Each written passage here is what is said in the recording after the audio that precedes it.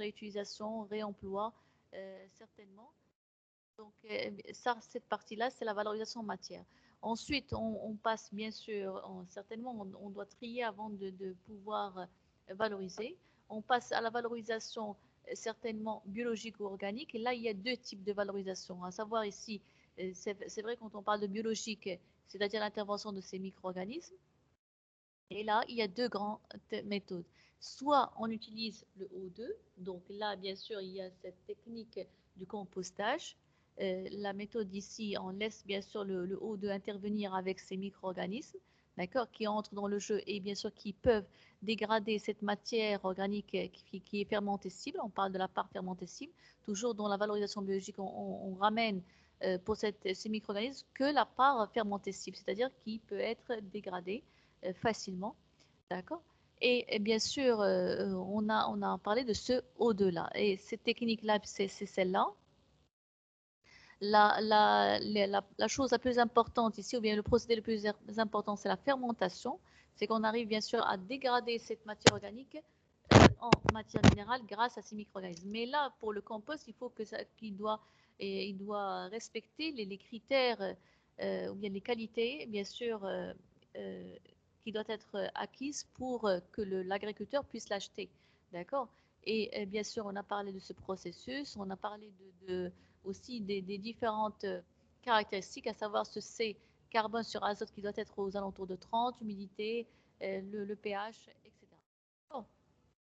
Ensuite, on a parlé bien sûr de à part le compostage, on a parlé aussi de cette deuxième technique qui est la méthanisation. Aussi, c'est une valorisation biologique, d'accord? C'est une valorisation biologique certainement. Et celle-là, c'est une fermentation, mais anaérobie, c'est-à-dire en absence de O2, d'accord? Et bien sûr, cette technique-là, elle est plus coûteuse puisqu'il nécessite des appareils, bien sûr, et un matériel adéquat. Euh, et bien sûr, qu'est-ce qu'on aura comme... c'est une technique coûteuse, mais elle est moins polluante, d'accord. Elle est moins polluante parce qu'il y a un dégagement d'une... il y a un dégagement d'une quantité de O2. Il n'y a pas de O2, il n'y a pas de O2. Donc, s'il n'y a pas de O2 dans les réactifs, ça veut dire qu'il n'y a pas de CO2 dans les produits. D'accord? Donc, qu'est-ce qu'on a ici? Il n'y a pas de CO2 ou il y a une très petite quantité de CO2. D'accord? Donc, je répète, c'est vrai que je ne dis pas qu'il n'y a pas de CO2, mais je dis qu'il y a une très petite quantité de CO2 par rapport à la première méthode qui est la méthode du compostage. Bien. Alors, bien sûr, ici, j'ai bien dit que c'est une technique qui est coûteuse, mais qu'elle n'est pas polluante du tout. Là, vous avez la production du méthane. Vous avez ici, dans ce digesteur, on fait les conditions nécessaires, c'est-à-dire tout ce qui est brassage, apport d'eau, chauffage, soit à 35 ou encore à 55, d'accord, pour essayer de produire, bien sûr, ce digestat et cette partie-là du biogaz. Alors, bien sûr, pour ce digestat, bien sûr, on peut encore mettre ces micro-organismes pour avoir du compost mûr, d'accord? Donc ici, cette partie-là, c'est la méthanisation plus le compostage. Et dans cette partie-là, on a du jeu, on peut parler du lixivia qui passe dans cette station d'épuration ou encore ces stations de traitement d'eau potable pour, bien sûr, pour le traitement de ce lixivia. D'accord? On ne peut pas jeter ce lixivia comme ça à l'air libre, d'accord? Comme ce qui se passe pour les décharges sauvages, malheureusement. Mais donc, quand il y a une décharge contrôlée, cette partie-là, ce lixivia, il doit être traité dans des stations d'épuration avant d'être jeté comme ça dans l'environnement. Après, bien sûr, on a ce méthane-là. Alors, ce méthane, il est brûlé. Ce méthane-là, c'est un gaz. On a dit que c'est un gaz à effet de serre. Il est 20 fois plus puissant que ce CO2. Et bien sûr, on n'a pas la production seulement du méthane, mais on a le biogaz en général. Donc, biogaz qui nécessite, ça veut dire quoi ce biogaz? Ça veut dire il n'y a pas seulement le CH4, mais il y a le CH4, le CO2, le CO2, il y a le CO aussi, l'oxyde de carbone, d'accord? Et bien sûr, autre aussi le dioxyde d'azote, le NO2, le SO2 aussi, et d'autres constituants qui sont des gaz à effet de serre. Et alors, qu'est-ce qu'on va faire? Bien sûr, on ne peut pas les jeter comme ça dans l'environnement. Brûler dans des torchères. On a parlé de ces torchères-là. C'est cette partie-là, c'est la torchère. D'accord? C'est bon. Donc, et bien sûr, c'est après, si on trouve quelqu'un, bien pas quelqu'un, mais un organisme spécialisé dans cette production d'électricité, on peut bien sûr, avec un appel d'offres certainement, faire appel à ces organismes-là pour produire de l'électricité. D'accord? Ou encore en vapeur. Certainement, cette production d'énergie, elle peut être composée en deux grandes parties, soit la chaleur euh, pour chauffer, oui, pour chauffer cette partie d'électricité, elle est sous deux formes, soit sous forme de chaleur, vapeur d'eau, ou encore sous forme d'électricité. C'est bon?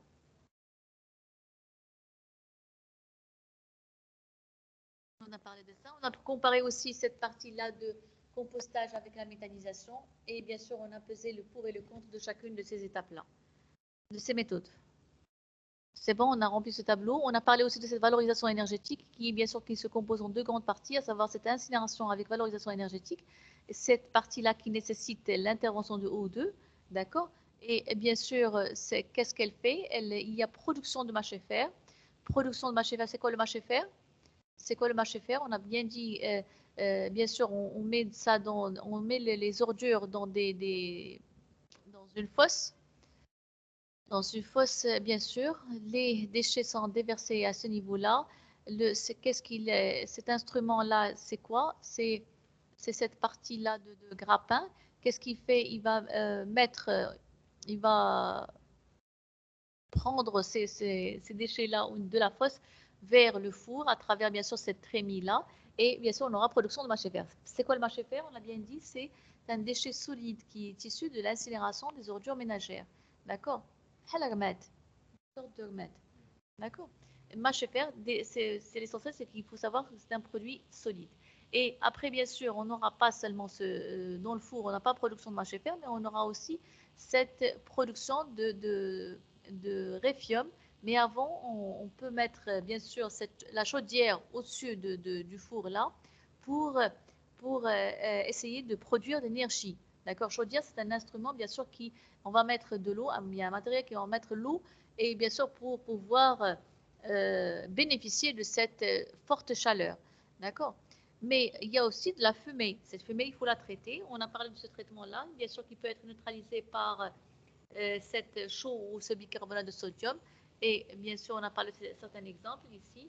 Et voilà, c'est des gaz épurés qui doivent sortir, une fois qu'ils sont traités, ils peuvent sortir dans l'air libre. On a production aussi de ce réfium. C'est quoi réfium? C'est bien sûr c'est des résidus d'épuration de fumée d'incinération d'ordures ménagères. Vapeur aussi, cette vapeur qui peut être utilisée dans les turbo-alternateurs. C'est quoi un turbo-alternateur? C'est quoi un turbo-alternateur? On a parlé de ce turbo-alternateur la dernière fois.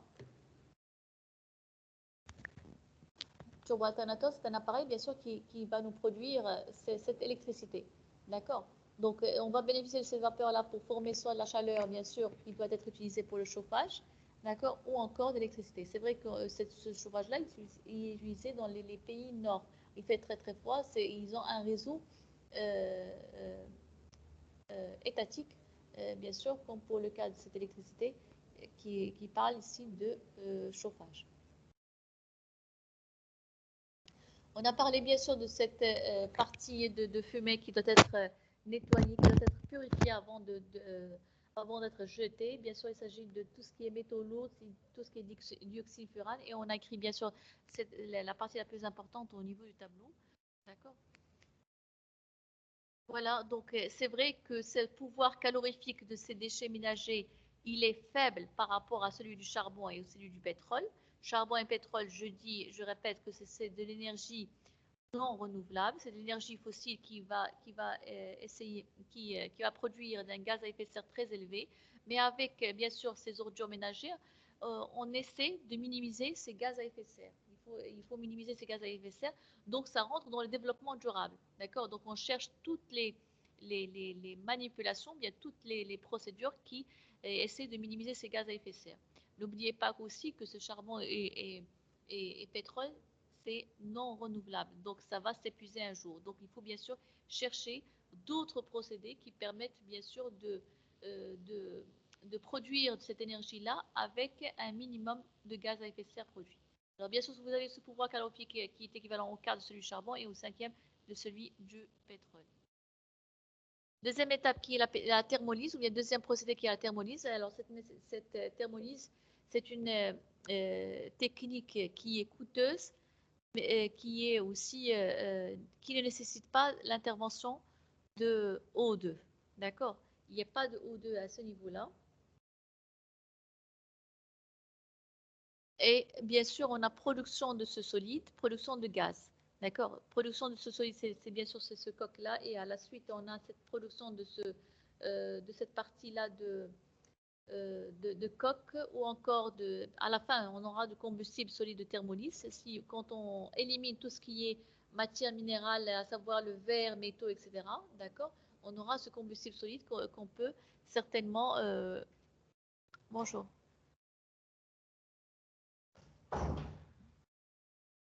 On a ce combustible solide de thermolyse, bien sûr, qu'on peut utiliser comme substituant de cette énergie fossile. D'accord? Bien sûr, on l'utilise en sidérurgie et on l'utilise aussi en cimenterie. Cette thermolyse, bien sûr, permet de limiter ce chlore, permet la production aussi de elle limite pardon, la production de ce NOx, d'accord, l'oxyde d'azote, et elle permet de récupérer. L'avantage, c'est qu'elle permet de récupérer ces ferreux et non ferreux de manière plus à l'aise. Alors, on parle maintenant de l'enfouissement. Alors, bien sûr, cet enfouissement, ça concerne que les déchets ultimes. C'est quoi ces déchets ultimes? On a parlé de ces déchets ultimes la dernière fois. Ultime. Non, pas la dernière fois, dans la première partie, on a parlé des déchets ultimes. C'est quoi ultime? Quelqu'un peut me rappeler, c'est quoi ultime? S'il vous plaît. C'est quoi ultime?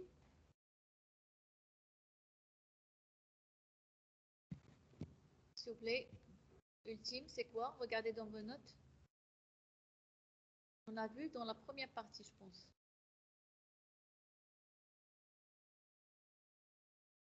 C'est-à-dire ce déchet qui ne peut pas être recyclé ni valorisé. D'accord? C'est bon, c'est l'étape finale. On ne peut rien faire avec ce déchet-là. D'accord? Donc, bien sûr, l'étape la plus valable pour lui, c'est l'enfouissement. D'accord? D'accord. Donc, bien sûr, dans cette décharge qui est contrôlée, on a ces casiers qui sont subdivisés en alvéoles. On va voir ça. Ces casiers, bien sûr, vous avez, par exemple, ici, vous avez un casier. Euh, Par exemple, à ce niveau-là, vous avez des casiers ici. D'accord? Un, combien? 6 casiers. Et bien sûr, avec chaque casier qui est subdivisé en alvéoles. Encore des fosses dans chaque casier. D'accord? Qu'est-ce qu'on fait avec ces casiers-là? Bien sûr, il y a cette partie-là de l'enfouissement qui est très très importante. On va mettre tous ces déchets utiles ou encore résiduels tout en protégeant l'environnement. D'accord? Bien sûr, ces casiers-là, ils sont équipés d'un système de drainage Lexivia. D'accord? Vous avez ce système de drainage. Regardez là, donc ça c'est un casier. D'accord? Vous avez bien sûr qui doit être, rappelez-vous quand on a parlé de la décharge de fesses, on avait dit qu'il y avait le sol, comment il était? Il était argileux. Ça veut dire qu'il est imperméable. Imperméable, voilà. Donc, on cherche bien sûr un sol argileux pour limiter le coût de cette barrière. D'accord? Pour éviter le coût de cette barrière, on parle ici de géomembrane. D'accord? Donc, la géomembrane, c'est bien sûr, dans le cas où on n'a pas ce sol argileux, bien sûr, on peut mettre cette géomembrane bien sûr, qui est une membrane synthétique étanche pour imiter bien sûr cette migration des fluides, surtout le lixivia. On a peur de ce lixivia qu'il contamine le sol et qui contamine par la suite la nappe phréatique. D'accord? Donc, qu'est-ce qu'on a dit? Bien sûr, on stocke dans des alvéoles au niveau du centre d'emplissement. Il y a récupération de ces lixivia, bien sûr, après, quand on stocke. Certainement, il y a des couches, on va voir ça au niveau de cette partie de la vidéo, d'accord? Et on récupère ce lixivia à travers certainement ces tuyaux ou à travers ces drains, d'accord? On a ce lixivia qui est récupéré. Les déchets, ils sont produits aussi pour, pardon, les déchets, ils fermentent pour produire du gaz, d'accord? Ce biogaz, bien sûr, il peut être récupéré et valorisé à ce niveau-là.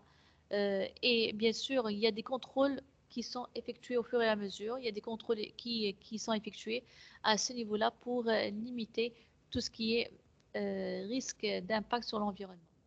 D'accord? C'est clair ici? Je sais que c'est pas clair, donc on va essayer euh, de, de mettre plus de détails en regardant cette vidéo.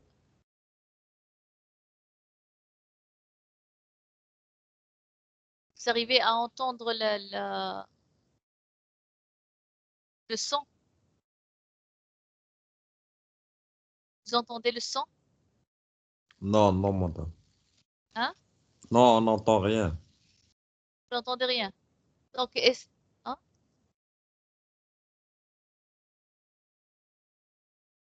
Vous avez dit?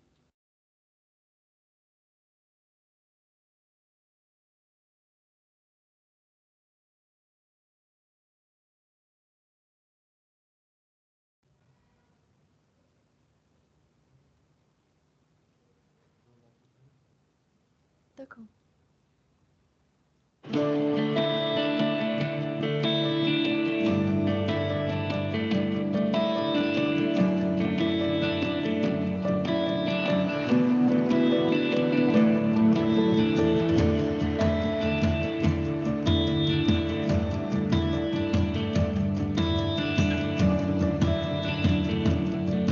Voici la décharge d'Audange, commune située sur le bassin d'Arcachon. Sur ce site, 2 millions de tonnes de déchets ont été accumulées entre 1974 et 2007. Mise en liquidation judiciaire, la société d'exploitation a quitté le site sans réaliser les travaux nécessaires à la protection de l'environnement. Après une phase de travaux d'urgence engagée par la commune et ses partenaires, c'est l'État, via l'ADEME, qui prend le relais. La réhabilitation des lieux s'opère dans le cadre de la gestion des sites à responsable défaillant.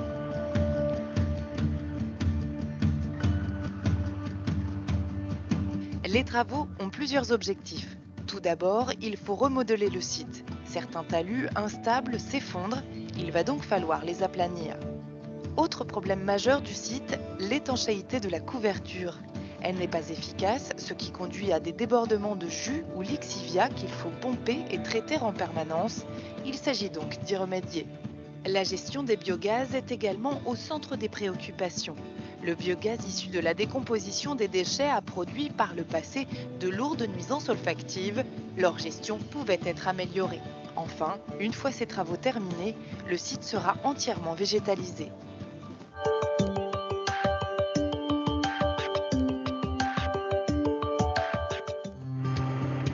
Les travaux commencent le 22 février 2016. Première étape, le remodelage du site. Certains talus ont des pentes de 75% et s'effondrent. Ils sont donc ramenés à 25%. Les dumpers entrent en action.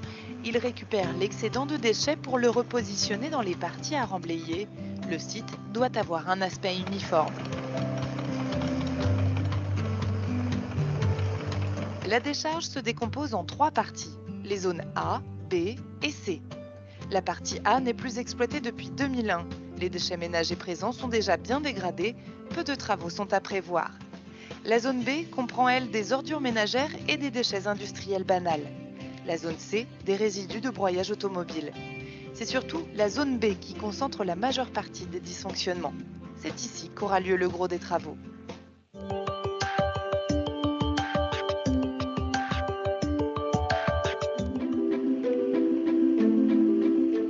l'exploitation d'un site de stockage, pour ne pas polluer la nappe, les déchets doivent être protégés de la pluie. Or, sur le site, cette couverture n'est pas efficace. Elle doit donc impérativement être refaite. Tout d'abord est posée sur les déchets une couche de sable appelée couche de forme. Puis est mis en place un géotextile de protection pour éviter les perforations. On peut ensuite dérouler la géomembrane dont les pièces sont soudées pour une imperméabilité totale. De nombreux contrôles sont effectués. Un géocomposite de drainage récupérera les eaux de pluie en surface grâce à un réseau de tubes incorporés. Enfin, le tout est recouvert de 40 cm de terre végétalisable. Les déchets sont ainsi parfaitement à l'abri de la pluie. Les 5 couches assurent la protection des déchets et le bon ruissellement des eaux.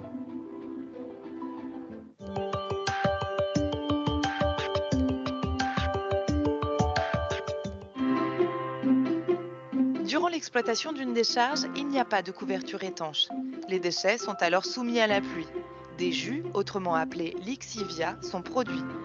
Un site de stockage doit être parfaitement étanche en partie basse pour protéger la nappe et avoir un système efficace de drainage pour récupérer et traiter ces jus. À Audange, il y a un fort doute sur cette étanchéité et les drains au fond sont bouchés. Il y a donc des surplus de jus qu'il faut pomper.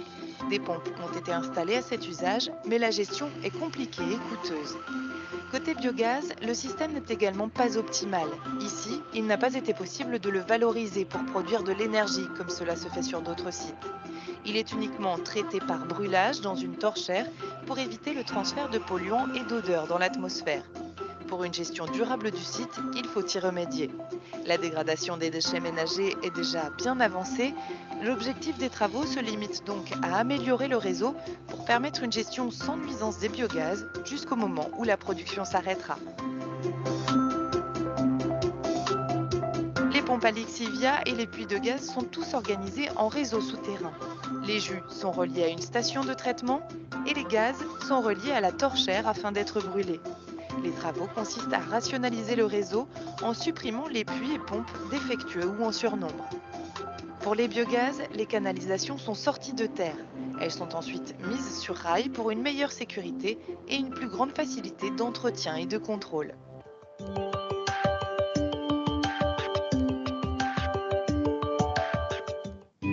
Le chantier se termine avec la phase d'engazonnement. Avec sa revégétalisation, le site retrouve un aspect plus esthétique. Les travaux auront duré 9 mois. Tout au long du chantier, le suivi des eaux et des odeurs émises ont permis de contrôler l'absence d'impact du chantier sur le confort des riverains. Désormais, la commune d'Audange et la communauté de communes peuvent reprendre la gestion de la décharge. Elles devraient voir assez rapidement les effets des travaux.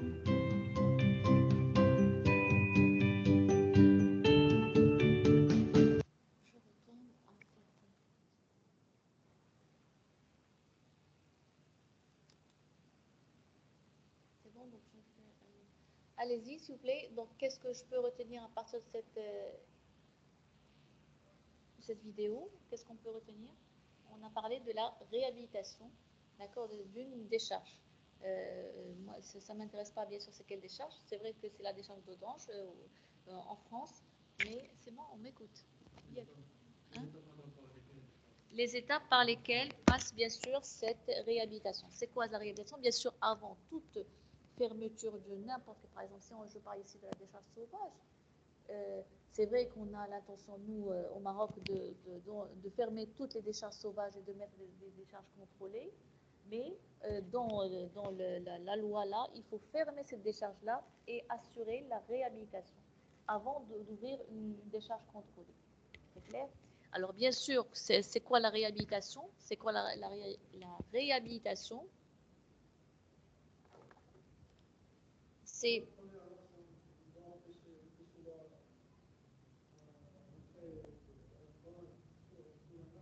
Oui, oui, bien sûr. C'est vrai qu'ils ont parlé Avec ça, on utilise l'étanchéité, bien sûr. Vous avez parlé, vous avez vu que cette partie de géomembrane, certainement, et ils assurent cette étanchéité dans tous les coins pour éviter, bien sûr, toute fuite de ce lixivia vers la nappe phréatique. Ça, c'est un premier point. Un objectif. Autre objectif, c'est quoi? Bien sûr, avant, il y avait le remodelage du site. Oui. Madame, on vous entend Oui. mal. Quoi? On vous entend mal.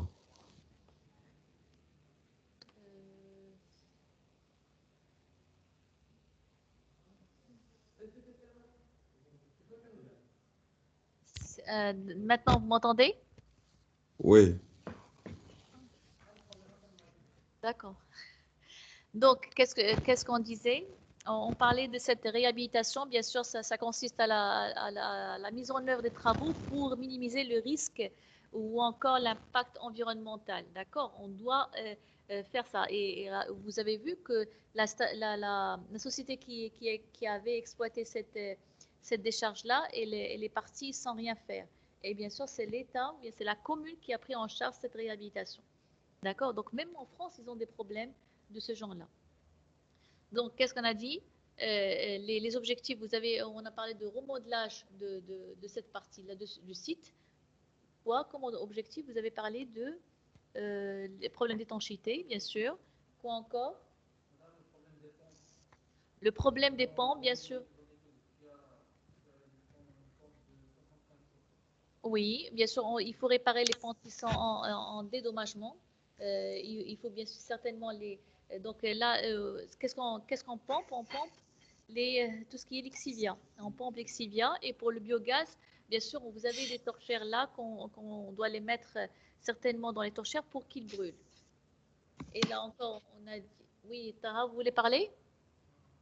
Non, d'accord. Alors bien sûr, il faut gérer tout ce qui est biogaz et tout ce qui est l'exivia. Oui. Et qu'est-ce qu'on avait dit aussi? Je demande bien sûr pas seulement au présentiel, mais Non, aussi au mais les distanciel. canalisations du biogaz ont été mises à découvert pour un meilleur traitement, pour Oui, faciliter le traitement. Mais le biogaz, normalement, il est utilisé pour alimenter les canalisations et les pompes de l'exivia, mais dans ce cas, non, il non, est... non, non, non, non. Le Non, biogaz, non. Le biogaz, ça donne de l'énergie pour permettre le pompage de l'exivia d'habitude dans d'autres décharges. ah, Mais dans ici, d'autres décharges, oui, c'est-à-dire qu'il est valorisé en énergie, en oui. électricité, en Mais dans électricité. ce cas, il est juste brûlé pour ne Oui, pas donner une oui, mauvaise odeur. oui, oui, oui, oui, vous avez raison. Donc voilà, il faut terminer. Oui, vous avez raison. Donc là, c'est vrai là, il y a un problème, c'est-à-dire qu'on n'a pas trouvé la société spécialiste pour la production de cette électricité. D'accord? Donc on brûle seulement ce biogaz au niveau du torchère. D'accord? Le système de pompage, bien sûr, il a coûté cher. Oui, certainement. C'est vrai, quand on pompe ce Lixivia, ça coûte certainement de cette. On doit pomper le Lixivia pour assurer la fermentation, pour que la fermentation se passe dans de très bonnes conditions. D'accord? Donc, bien sûr, ce Lixivia doit être pompé de manière efficace. Oui, On a on- aussi. aussi parlé de la végétation, vu que le côté esthétique restait aussi Voilà, important que même voilà. dans une décharge de déchets. Voilà, bien sûr, dans une décharge fermée qui a été réhabilitée, on doit assurer la végétalisation de cette surface-là pour bien sûr assurer cet aspect esthétique et bien sûr ce beau paysage. D'accord? Et certainement, c'est ce qu'on essaie de faire dans certaines décharges ici au Maroc, sauvages, comme pour le cas de ce qui s'est passé à la décharge de Sidi Moumen. Sidi Moumen, vous l'avez remarqué que bien sûr ça a été transformé en parc et en terrain de foot, je pense. En terrain de foot, c'est du moment yes belt américaine. Il a ça was belt américaine. Ah, fin, vers Sidi Moumen. On parle non. Euh, et مدام وي كاين حدا الترام حدا لا لين ديال الترام بحال غادي المقبره. ah, d'accord, d'accord.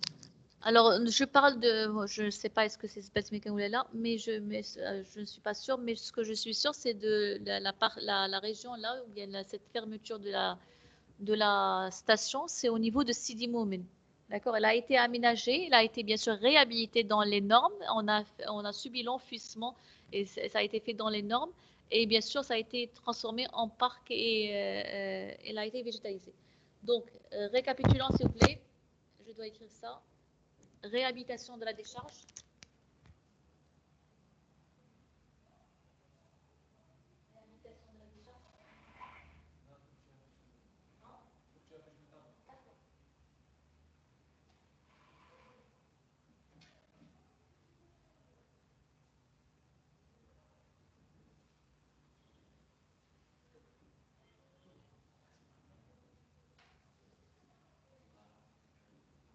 Bien sûr, il y a quatre grands objectifs.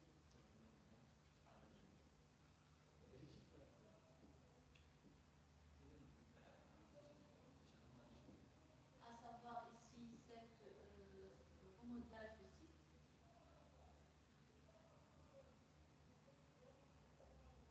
Remodelage de site, il y a autre partie, et c'est quoi? C'est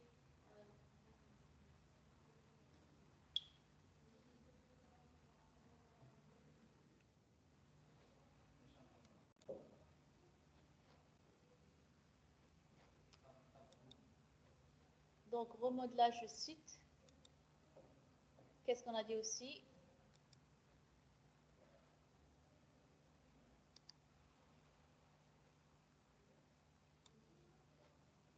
Qu'est-ce qu'on a dit aussi? Refaire l'étanchéité, bien sûr, si elle n'est pas refaite, refaire l'étanchéité.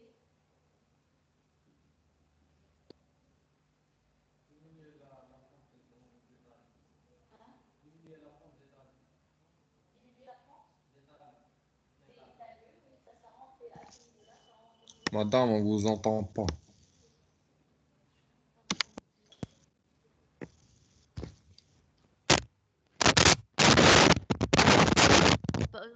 Les objectifs, je vais parler ces objectifs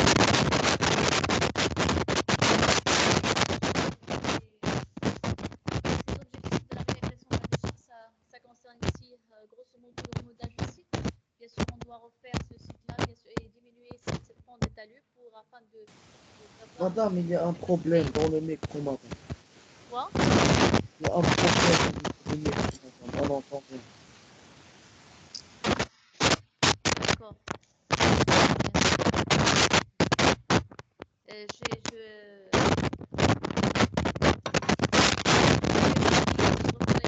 Qu'est-ce que je veux dire aussi, c'est là de faire on voit bien que ce là et cette partie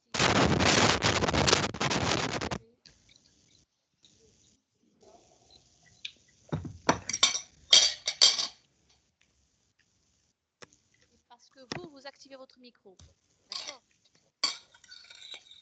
Qu'est-ce qu'on a dit? Bien sûr, on parle de gestion de l'extérieur parce que chaque décharge a son problème. D'accord? Donc, on peut parler ici de pompage de l'extérieur qui doit être dans les normes. Et on peut parler ici de cette action de. مدام ما كنسمعوا والو من قبيله ما كنسمعوا والو.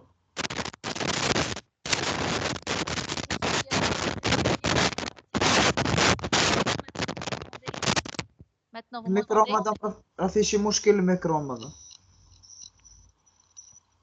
كيدير واحد الصوت باش يخليناش نسمعوك اش كتقولي كاع.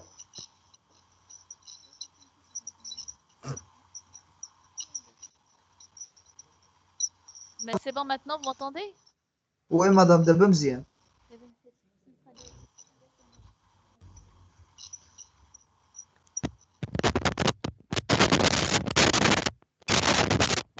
دابا عاود رجع المشكل.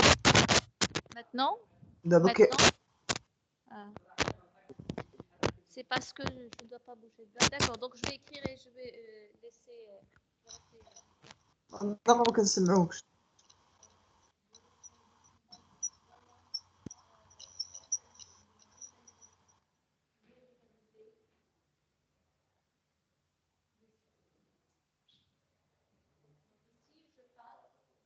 On parlait parlait de la réhabilitation. Donc, on parlait de la réhabilitation qui a 4 grands objectifs, à savoir bien sûr ce remodelage du site, à savoir cette partie-là de l'étanchéité qui est très importante.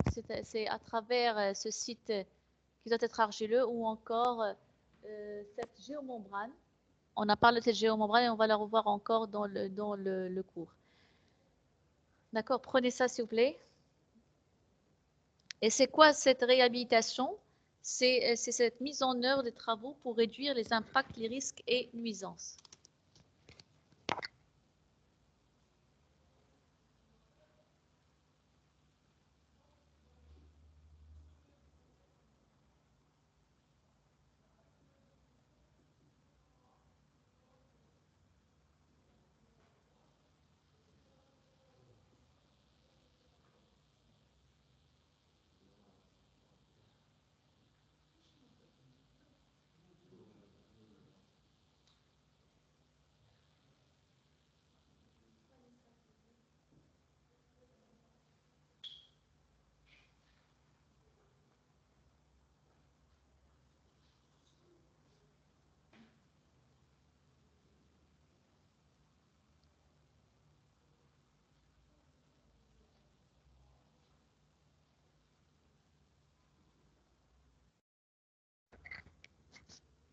C'est bon, on peut passer.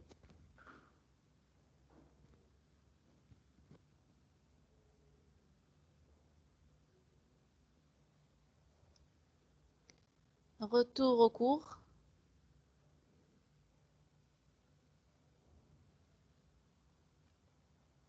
Donc, je disais bien que dans la fermeture de chaque décharge, il faut absolument faire cette réhabilitation avant de passer aussi à une autre décharge qui peut être contrôlée ou encore le cas de casier en casier.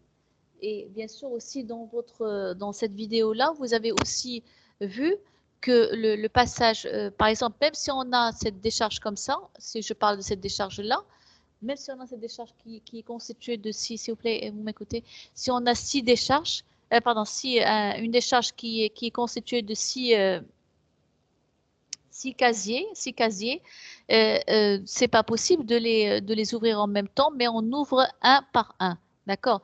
On ouvre par exemple le premier et on va jusqu'à ce qu'il soit saturé et on passe à ce moment au deuxième. Un par un, un par un. D'accord?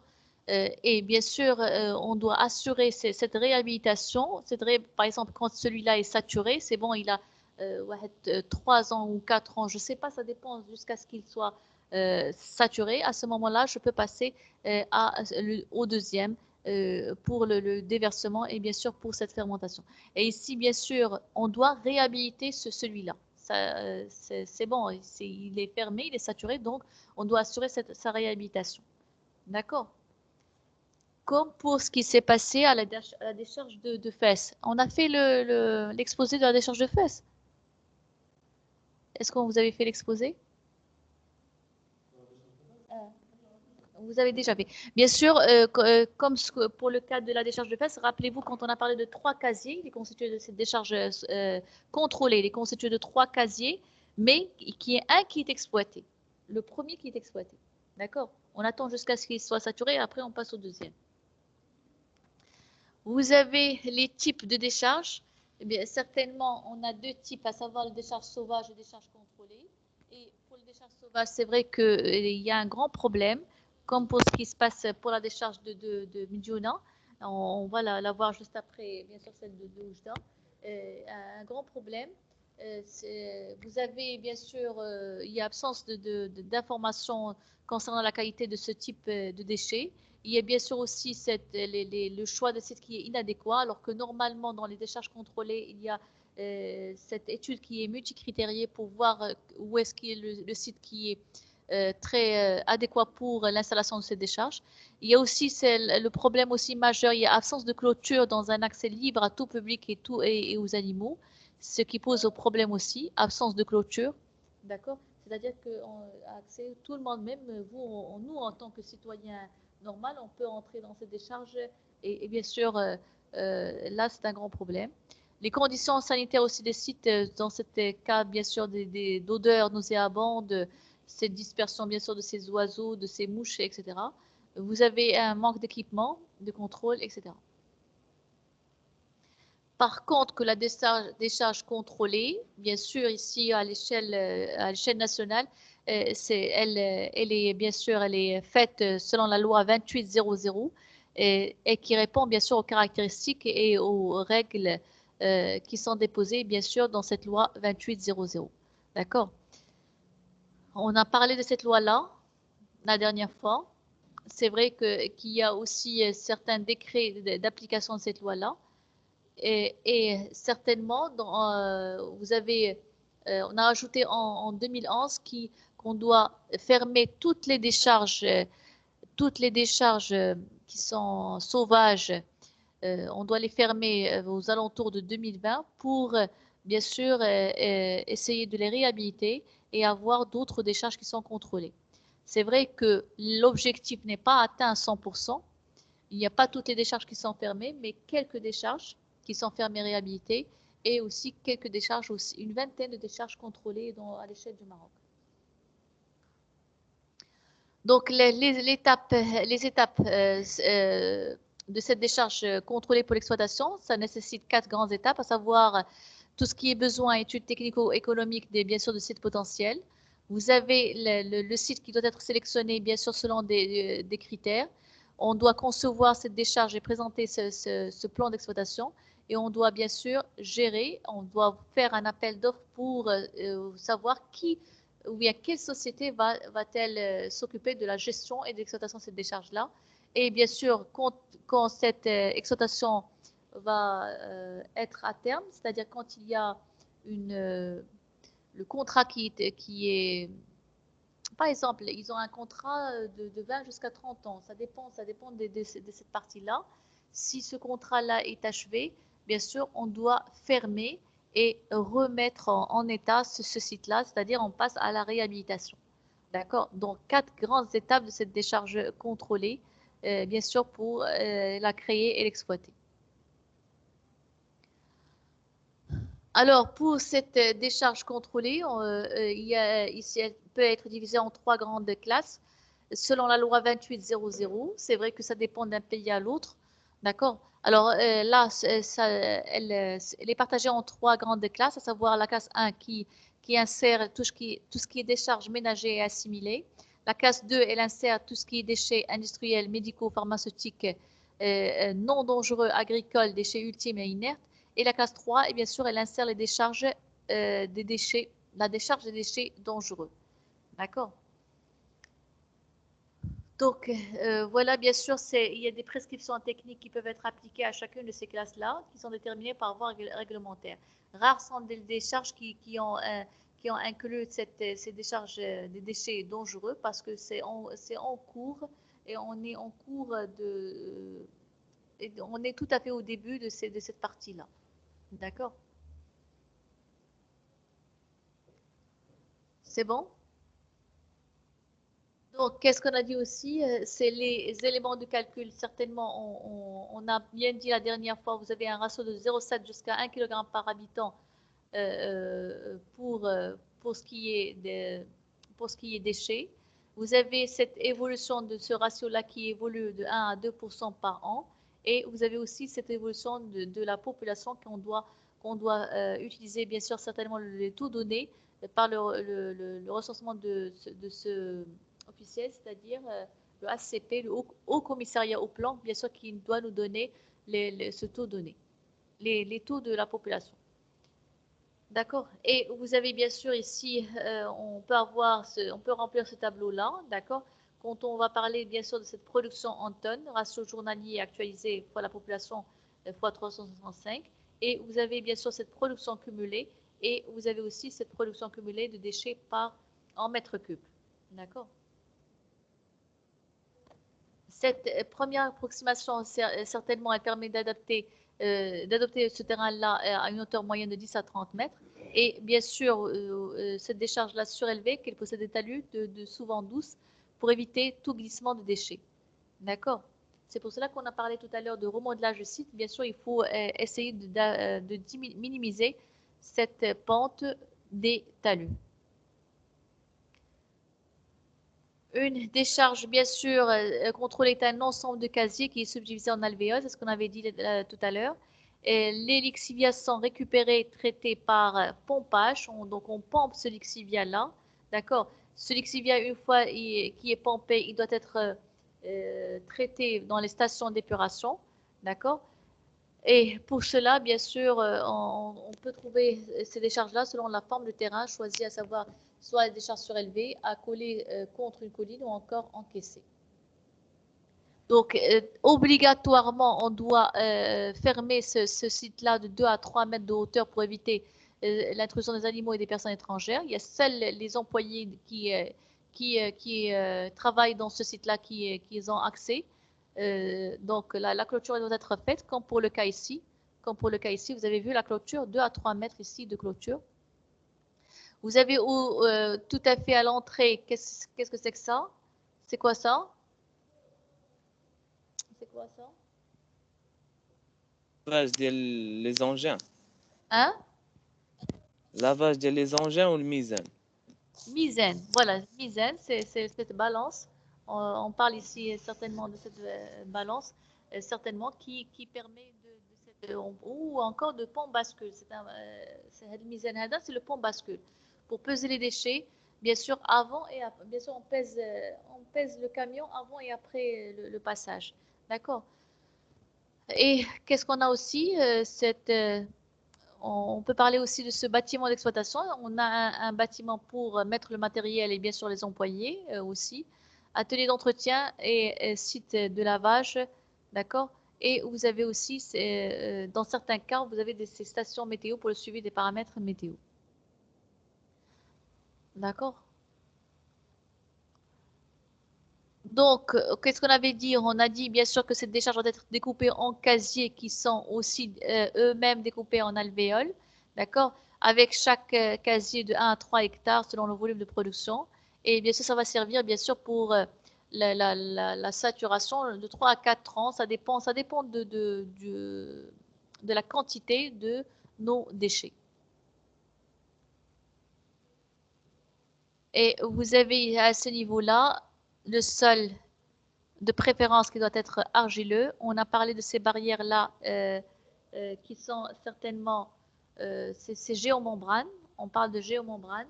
C'est des barrières, bien sûr, qui sont bien étanches. C'est le 3. C'est le petit 3. Cette géomembrane, d'accord? Vous avez aussi des géodrains. Regardez, ça, c'est des géodrains. Qu'est-ce qu'on fait avec ces géodrains si on n'arrive pas à voir les drains là? On peut les voir. Voilà, les drains. Les drains. Qu'est-ce qu'on fait avec le drain? Qu'est-ce qu'on récupère avec le drain? Si je n'arrive pas à les voir, vous avez... on les a ici. On les a ici. Hein? Les eaux pluviales, mais aussi le lixivia. C'est vrai, on a les drains en surface pour les eaux pluviales. Voilà, ces drains-là. En réalité, vous avez ces drains-là pour récupérer bien sûr le lixivia. Voilà, alors vous avez vu de la partie dit, d'accord? Ces drains-là qui servent bien sûr à conduire le lixivia. D'accord? C'est une coupe d'un casier.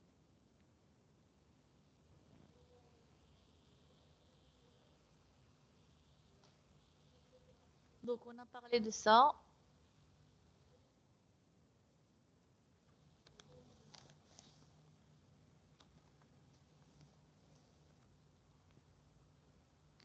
On a parlé de ça, bien sûr. On a parlé aussi, c'est vrai que ça dépend. Il y a ceux qui peuvent mettre jusqu'à trois couches à ce niveau-là, pour éviter toute contamination, toute migration de ce fluide-là. Et d'autres qui se contentent seulement de 2 ou une seule couche. D'accord? L'essentiel, on doit bien sûr bien fermer pour éviter toute contamination. Voilà donc un exemple de décharge contrôlée, bien sûr qui suit les normes. international.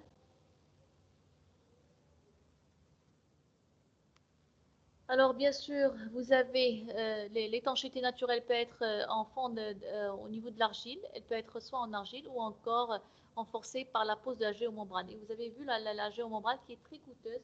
Et bien sûr, ça nécessite des hectares de surface. C'est quoi cette géomembrane? Bien sûr, c'est des membranes étanches au fluide et fabriquées en polyéthylène, haute et basse densité, en bitume ou en polypropylène.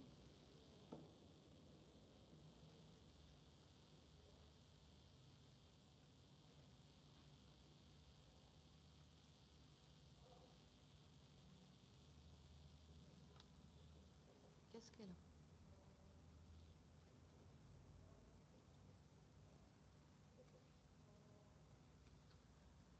Donc, bien sûr, cette géomembrane, certainement, si je parle de polyéthylène, vous avez vu, il est obtenu par cette polymérisation des monomères d'éthylène. Et vous avez cette structure complexe, bien sûr, de cette formule-là. C'est pour garder cette étanchéité. C'est ça le critère, bien sûr, bien la qualité de cette polyéthylène. Vous avez aussi cette géomembrane qui existe en longueur, en largeur, bien sûr, et d'épaisseur différentes, suivant le type d'application. Et là, elle est souvent thermosoudable, c'est comme on a vu dans notre vidéo, bien sûr, pour réaliser les joints dans les conditions de qualité et de fiabilité optimales. Vous avez ici un exemple, on pose la géomembrane, vous avez vu, avec ici les drains tout autour. Les drains, pourquoi faire? Ces drains-là ou ces tuyaux-là, pourquoi faire? Pourquoi faire? Pour récupérer le lixivia. D'accord? Donc, vous avez vu à ce niveau-là les conduits de lixivia. Et je rappelle que ce lixivia, elle doit être bien sûr traitée avant d'être jetée. Ce qui n'est pas le cas dans les décharges sauvages.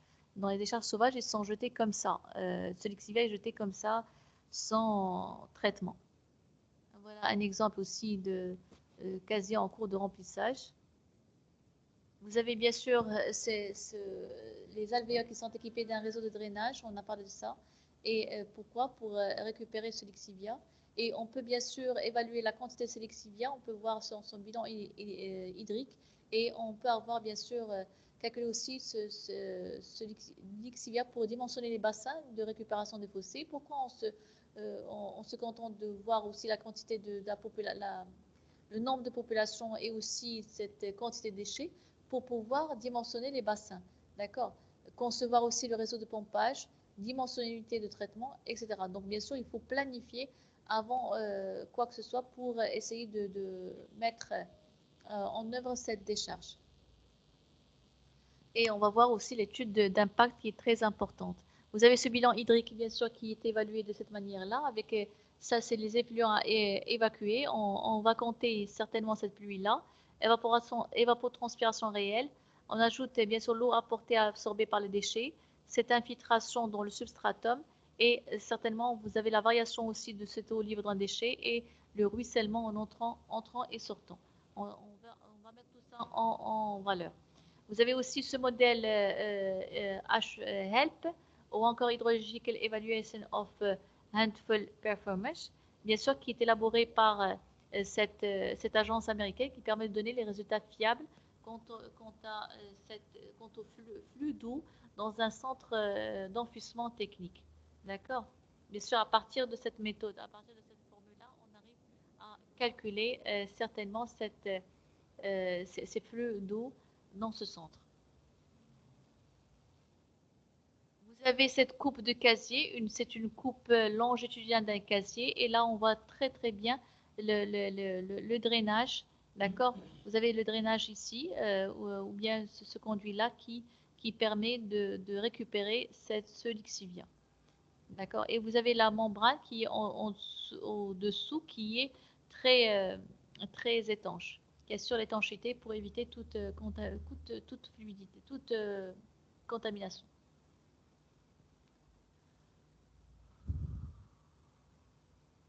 Les déchets, bien sûr, ils sont enfuis à ce niveau-là. Là, c'est sûrement un autre casier, mais celui-là, il doit être saturé. Et pourquoi? Parce qu'on a mis ici de la terre végétale en dessus.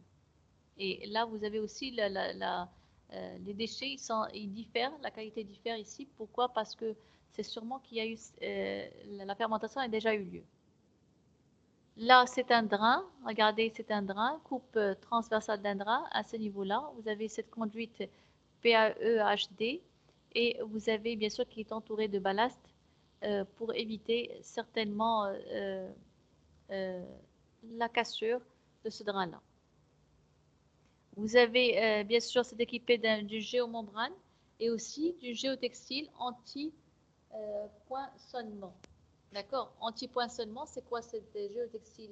Quel est son rôle? C'est c'est un matériau qui peut être tissé. Ça se trouve, on l'utilise en génie civil, c'est vrai, on l'utilise aussi en géotechnique.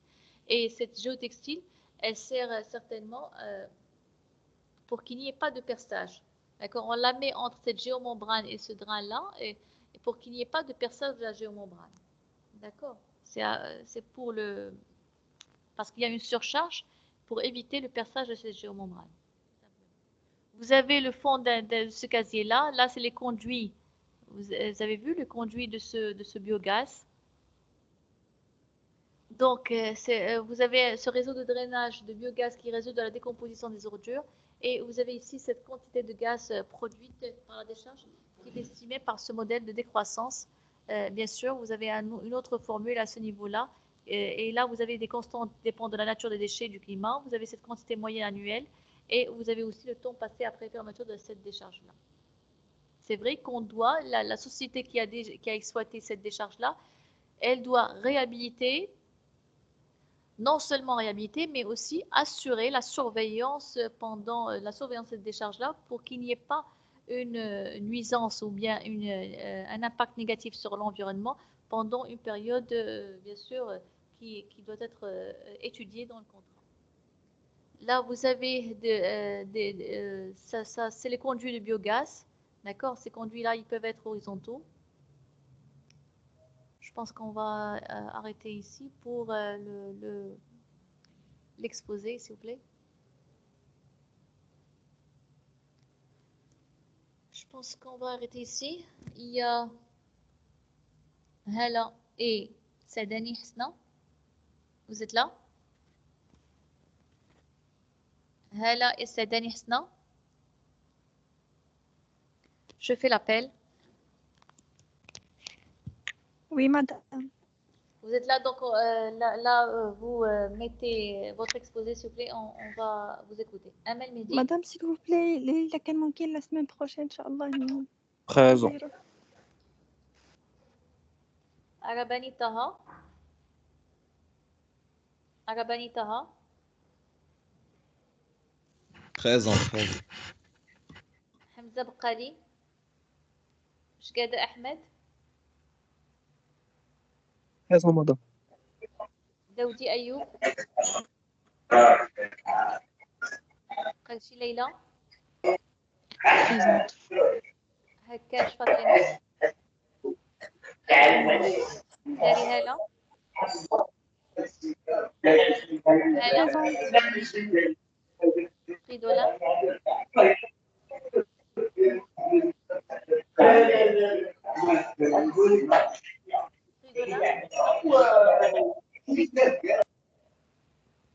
Nadmi Mohamed.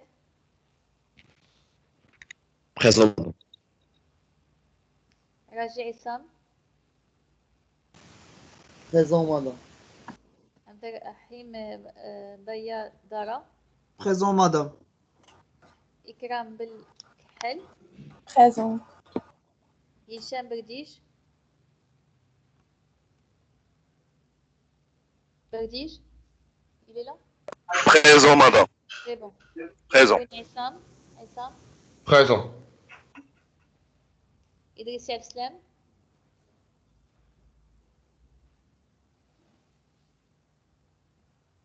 Oussama Farid. Khalid Jamal. Présent, madame. Présent. Présent, d'accord. Nadia, Riyad, Présente. Absam, il est présent? Madame, Absalam présent. Est présent, d'accord. Youssef Konbir, Ilyas Mehrazi, Présent, madame. Zakaria Najeh,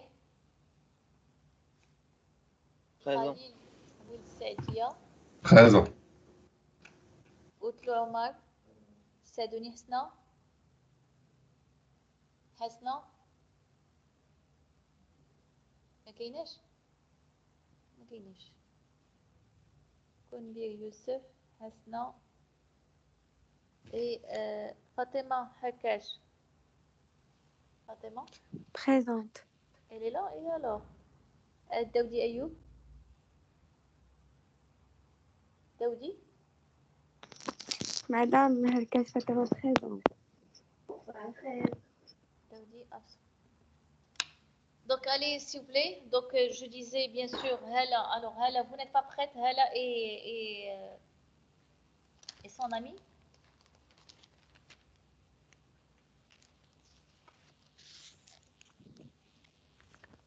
Hala et son ami, vous n'êtes pas prête pour l'exposer. Donc là, on va parler de cette. C'est bon. Donc c'est pris en considération.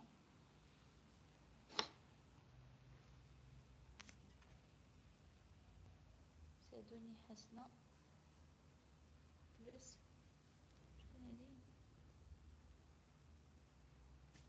Mystère.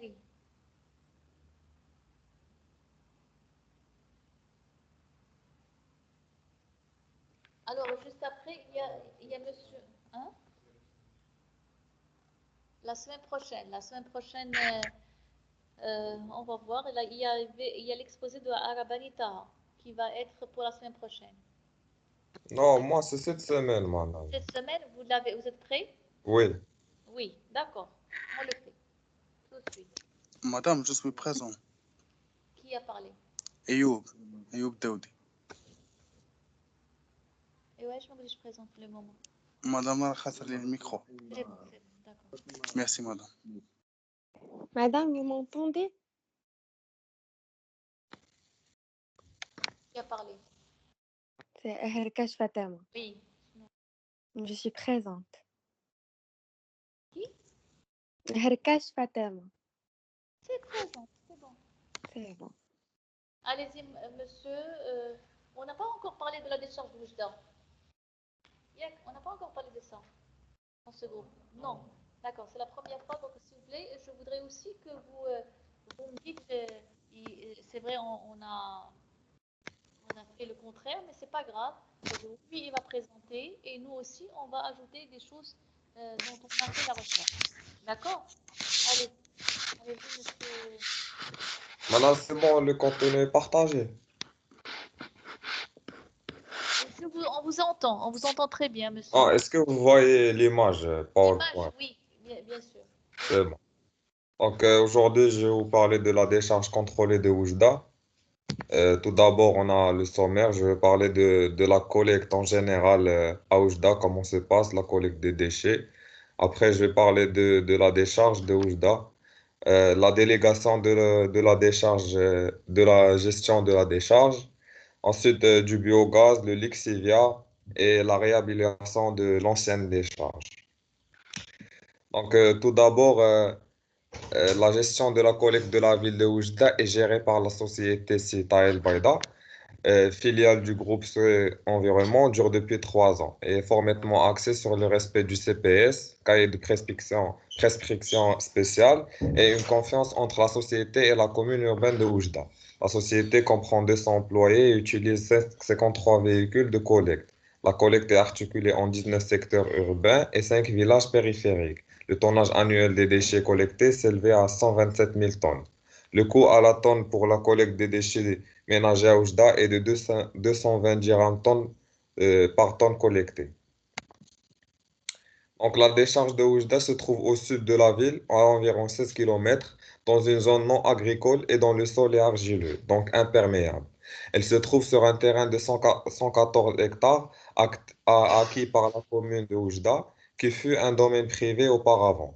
La décharge contrôlée est constituée de casiers dont la durée de vie a augmenté de 2 ans grâce à l'optimisation du compostage. À la base, la durée de vie était censée être 6 ans, mais elle a augmenté de 2 ans. Et le gain en hauteur, ce qui peut augmenter la durée d'exploitation de la décharge. La décharge reçoit 136 000 tonnes par an.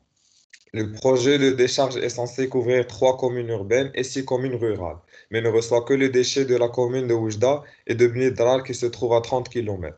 Sachant que la commune de Bnidrar prend en charge la collecte et le transport de ces déchets jusqu'à la décharge.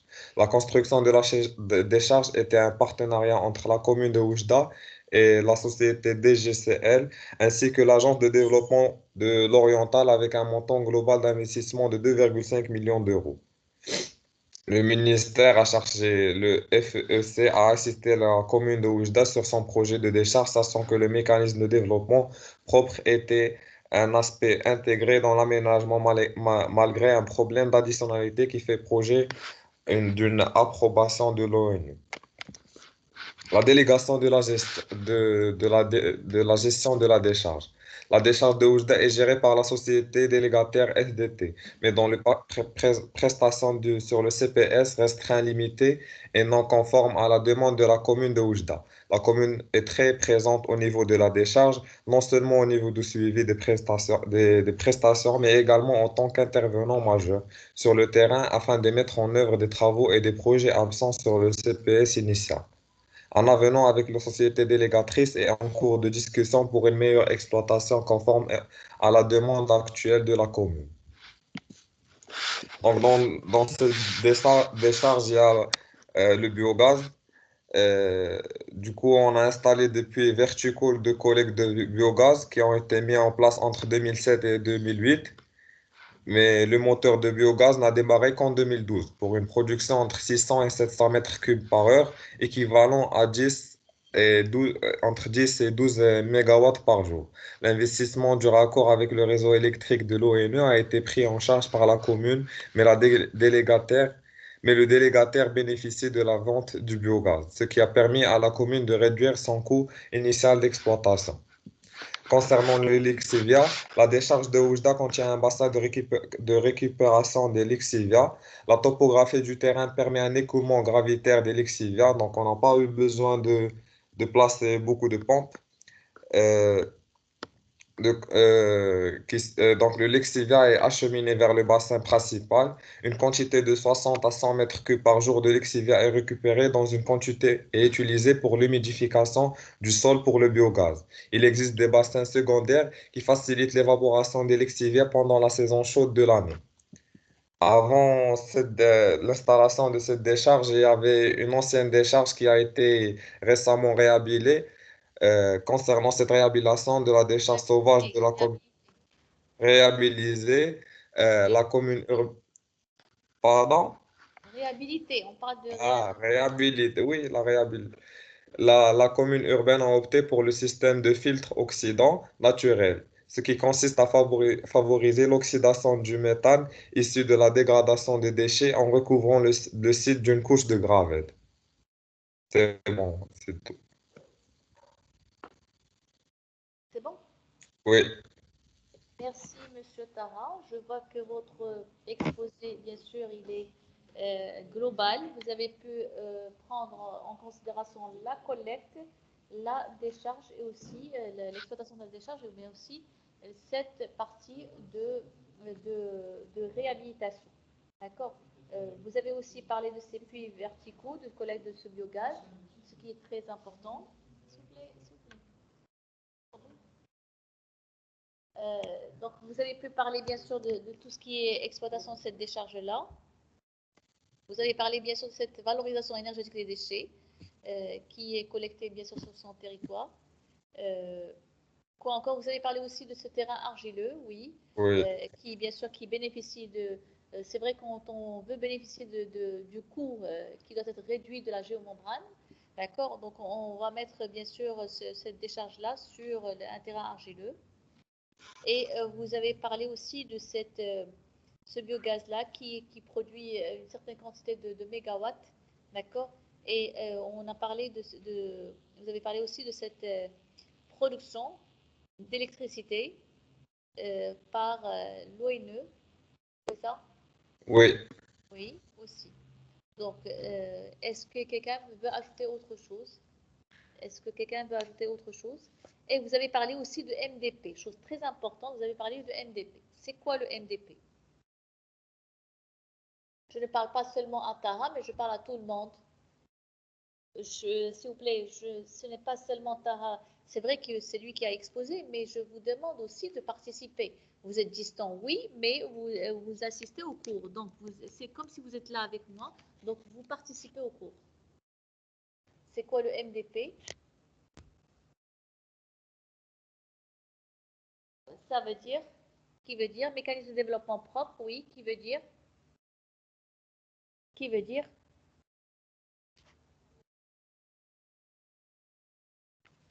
qu'est-ce que ça veut dire? Mécanisme de développement propre, c'est vrai qu'il y a Tara qui y avait évoqué, il a parlé de cette société qu'il a exploitée, bien sûr, dans le cadre du MDP. Oui, monsieur Tara, vous pouvez nous redonner cette partie-là où vous avez parlé de ce MDP?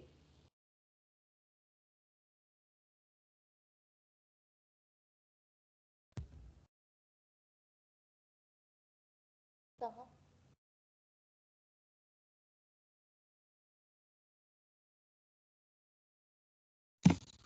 Oui, madame.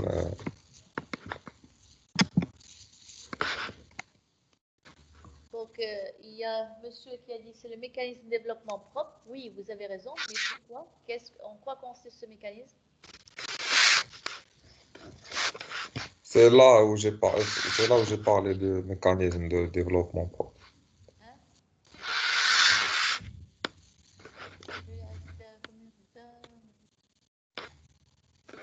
Sachant que le mécanisme de développement propre est un aspect intégré dans l'aménagement malgré un problème d'additionnalité qui fait l'objet d'une approbation à l'ONU. Alors, ce mécanisme de développement propre, bien sûr, c'est un mécanisme de financement de ce projet-là qui permet de réduire les gaz à effet de serre. D'accord? C'est vrai que, comme vous voyez au niveau de nos décharges, la majorité de nos décharges contrôlées, ils sont exploités par des sociétés étrangères. Après, il y a des sociétés marocaines, mais la majorité, c'est des sociétés étrangères. Alors, ces sociétés, c'est vrai qu'elles investissent, qu'elles équipent nos décharges contrôlées, mais en contrepartie, qu'est-ce qu'il y a? Ça rentre dans le jeu de mécanisme de développement propre. Ça a été dit, ça a été dicté dans le protocole de Kyoto, d'accord? Qu'est-ce qu'il dit ce mécanisme de développement propre? Là, on va partir dans les pays en voie de développement pour leur donner cette technicité, Madame, les techniques qui permettent de réduire les gaz à effet de serre. D'accord? C'est vrai que par exemple, cette décharge contrôlée, qu'est-ce qu'elle a comme objectif? Si on produit cette électricité, on valorise bien sûr ces déchets-là et on fait une valorisation énergétique et on produit l'électricité, c'est une sorte de minimisation de gaz à effet de serre. D'accord? Donc, bien sûr, c'est un échange. C'est un échange. Les pays en voie de développement gagnent cette technique et eux, qu'est-ce qu'ils gagnent? Et bien sûr, il y a ce crédit-là. Quand ils partent chez eux, bien sûr, il y a une réduction de ces crédits de carbone. D'accord? C'est clair? Donc, on parle ici de MDP, mécanisme de développement propre. C'est clair? Vous voulez ajouter autre chose, Tara? Non, c'est bon, madame. C'est bon. Et s'il vous plaît, Tara, essayez de la prochaine fois, dans notre exposé, d'alléger un petit peu les slides. Il y a trop D'accord. d'écriture, essayez d'alléger un petit peu. Merci. Mais à part ça, c'est bon, Ça. bien sûr, c'est global.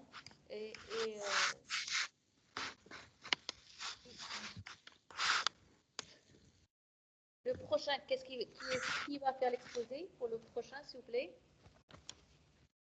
Le prochain qui va faire l'exposé pour la prochaine fois? Un volontaire? Hein? Halem Stari, bien sûr, ça c'est ancien. Halem Stari et Hasna qui vont le faire pour la décharge de fesses, décharge contrôlée de fesses. Qui encore? Madame, bonjour. Hein? Fridolin. Madame, bonjour. D'accord. Alors, Fridolin, Oui, madame, j'aimerais présenter un sujet si vous en avez. bien sûr, j'en ai beaucoup.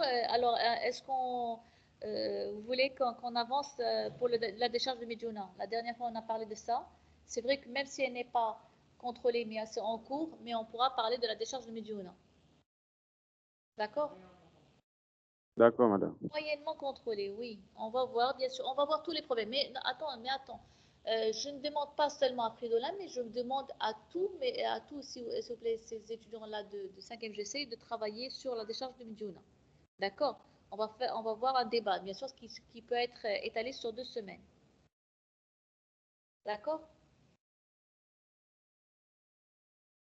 D'accord, madame. Vous allez le faire tout seul, monsieur Fridolin, ou avec un autre? Ben, madame, s'il n'y a pas de volontaire, moi, je pourrais le faire seul. Hein. Oui, d'accord. C'est bon. C'est bon. Merci. Alors, décharge de Medjouna pour la séance prochaine. Sur ce, je dis au revoir et on va se voir, Inch'Allah, la semaine prochaine, si tout va bien. Allez, au revoir.